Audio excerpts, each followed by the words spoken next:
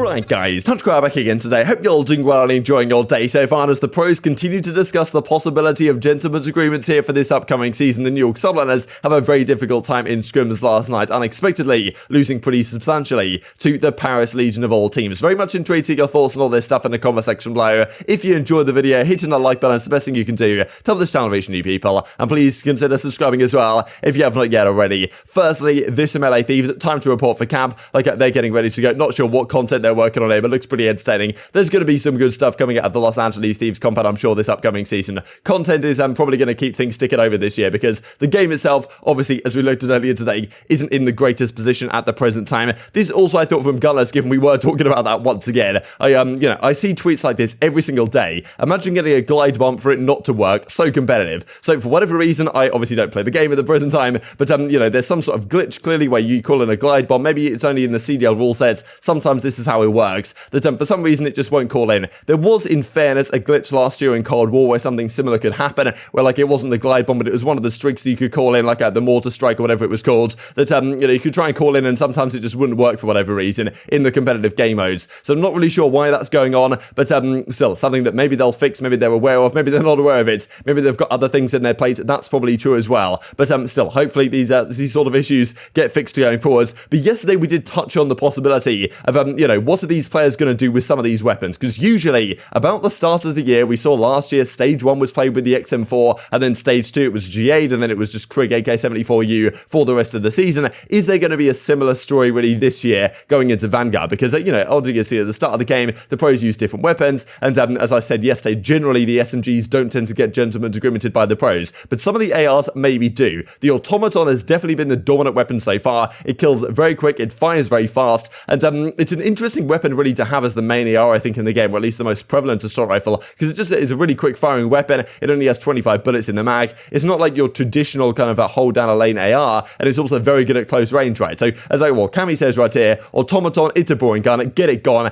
STG meta he prefers. And I'm sure a lot of other players might actually find themselves here in a similar boat. Kenny quote tweets this and says, straight up facts. He reckons, get the Automaton out of this game, get it gone, get the STG meta back in business, and have the MP40s and the STGs going on. I was kind of hoping there'd be a 3-gun meta here, like obviously in this optimistic way that I tend to have that never seems to come to fruition, that there would be, maybe 2 MP40s, 1 Automaton, and then 1 STG on the map at certain times. Turns out that's not really the case. The MP40 and the Automaton seem to dominate right now, but maybe the pros will decide to get rid of that. Of course, as it tends to be, obviously not everyone agrees with this situation, as Clayster goes on to say in the reply, I'll gladly give up the Automaton if some players give up their MP40, right? Saying, GA the MP40, and then maybe I'll actually, maybe I'll get rid of my weapon as well, and we can go for some sort of like weird PPSH, like STG meta or something, like we're back in the World War II days. That'd be kind of cool to see. And as Slasher says, come on bro, let's be real here, AR is broken yet again, MP40 shoots blanks half the time, just give up the auto. It's interesting really from Slasher, because you'd have thought he wouldn't be defending the SMG players really, but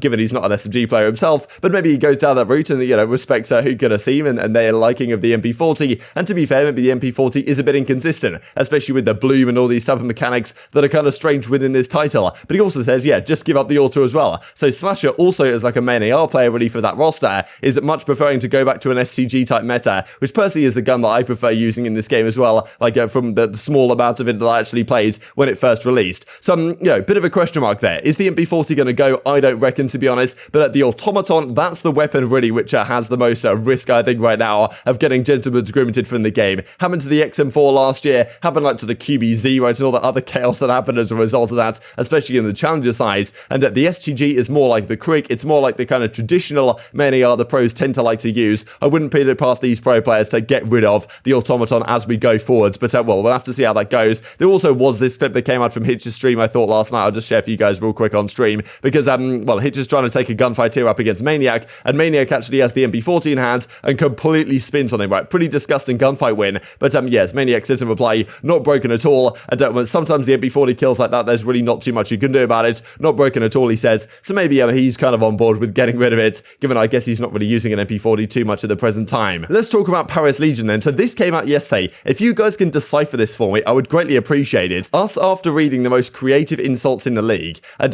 this is kind of their welcome message, and then this is one that they edit. I honestly have no clue what's going on here. I really can't figure it out. I read through all the comments to see if anyone else had figured it out. They can't figure it out either. Not sure what this means, but Paris Legion once again with the best social media team in the league. I honestly don't understand what they're tweeting half the time, but at least they tweet stuff. I guess it's fair enough. We talk about it in videos maybe because it's so bad, but yeah, maybe this has some deeper meaning that we just cannot seem to see at the present time. But well, they do actually practice yesterday up against the New York subliners. I'm pretty sure Clayster came out and said, yeah, okay, I'll stream some scrims. If it goes well, we'll keep streaming. But it didn't really go so well. So they play up against Paris. We looked a few days ago that the Paris Legion are 4 in 31 in scrims, at least in like scrims that actually had public, right? So teams streaming against them, which is generally OpTic, you know, FaZe, Ultra, these type of teams that generally tend to be streaming a little bit more than some of the other ones. Therefore, like, you know, maybe their record is actually better than what it is perceived to be, but 4 in 31 wasn't great. They played New York yesterday, and to be fair, I think with New York there were some issues going on, like I think Hydra's maybe somewhat under the weather, Neptune had some sort of broken controller issue, which for some reason he couldn't get fixed, so it wasn't exactly a full strength New York possibly, but still not the ideal result for them here in this scrim, especially because Paris have been getting bodied by everyone. You know, they thought New York would have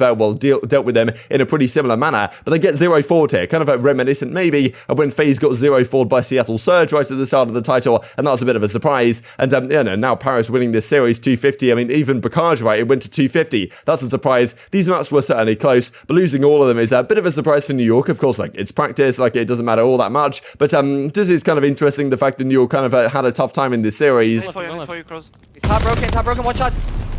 Top broken, one bullet. Have you, Crim? One went tree on me. At the maps. You on field, they're playing field. And you, one bottom push on me. You went outside door. Just getting stunned, needed. Oh my They're god, gonna push field. spawn. I spawned out. One behind old. Two at the map. I'm running, he's behind me. There's 2, man. Yeah, they pushed the field. No, there was just We like over-focused one guy. They went through field and they The fucked enemy us. is taking the hard point. Hard The point guy is who ran bottom active. church in in the the back? back Paco. Yeah, no, I know, but 2 more I can push. come out as well.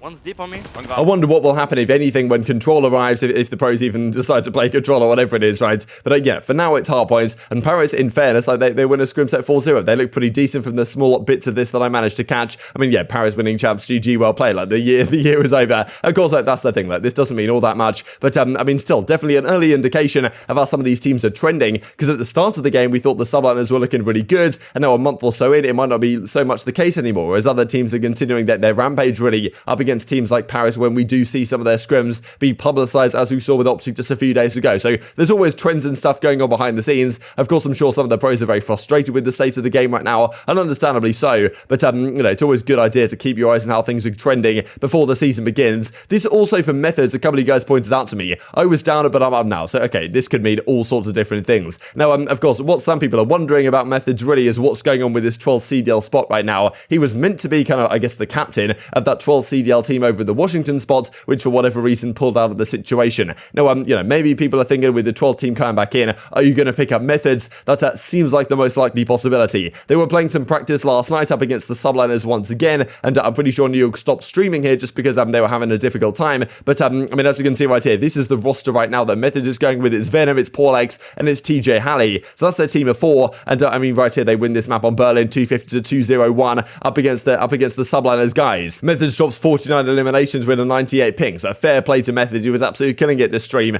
But yes, and in the end, they actually win this series again at 3-1. So New York managed to win the last map 251-45 on Tuscan, the only map they won of the day, it seems, at least to what we saw on the timeline. All the other maps went the way of Zinni. So I mean, yeah, fair play, because this time doesn't go to 250, which I mean is a pretty rare occurrence, of course, right now. But yeah, 3-1 to Zinni and the boys. And maybe, like, as he was kind of hinting right here, like, could this be the 12th CDL team up against the subliners? Like, you know, if a new organization was to come in last minute, probably it makes the most sense just to pick up a roster which is kind of ready to go from challengers, and this is probably the one that makes the most sense if a team does indeed come in, as we hope it will, and that we get the 12 CDL teams in the league. But certainly an interesting one to see the subliners kind of struggle like this. Speaking of Clayster, I thought this is kind of funny from the Call of Duty League. You know, he always falls off, but he'll never fall off. Who is this, right? So Clayster, we talked yesterday, I mean, I guess this is Clayster, at least this is how I would interpret it. We talked yesterday, like, you know, how long is Scump going to have left in his career? How long could Clayster potentially have left in his career as well? You can think about it from that perspective, given the fact that like he's been competing for so long at this point, like well over a decade, I guess, at that level, and you know, he's going to be 30 this season. Like, yeah, how long does he still have left, right? If he retires, what happens to Crimsix, right? What goes on there? Like, so many questions. Hopefully, we can keep these personalities around for as long as possible, though, because I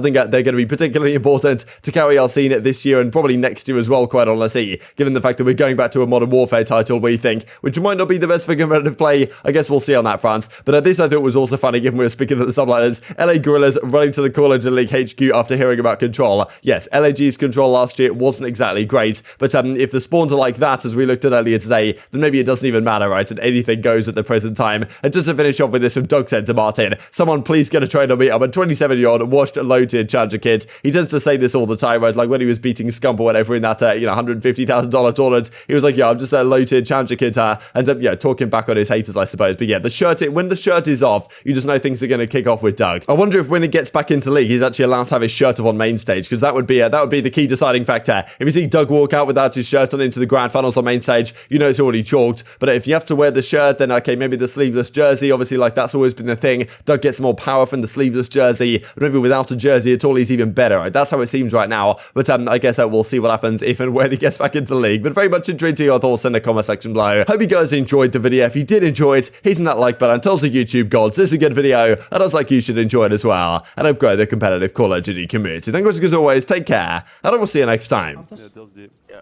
Just trying to keep him on. Step right. Get him on top, maybe. Nice, good job. Tom, Dill. Absolute Tom, Dill. Behind the tree. Laying out close left on you. Rotating, right, sure, rotating. Yeah, okay. Done. Yeah, it's gonna be mid. It's I'm gonna just be small mid. tapping. I'm trying to play for streets. My back cap. One's deep. Deep right, step, nice. Okay, I'm fire right now. There's gonna be another one old cap. There's one to the left on you. Three, Top left, three, yeah. top three. Top three. Yeah, he's top there, but he's not trying. Right, Dill.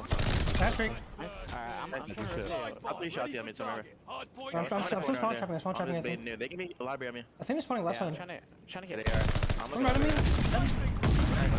Careful. One was top 3 on me. One was top 3. He's Close. not challenge. Middle down. Another one close over. Like That's my top 3. Top 3. And then close top. 10. Oh, that's top 3. Top 3. 10. Oh my god, I'm having right now. Another one. Bottom library. Library. Could be trains. I'm gonna die. This guy library's gonna kill me. Yeah. Dylan.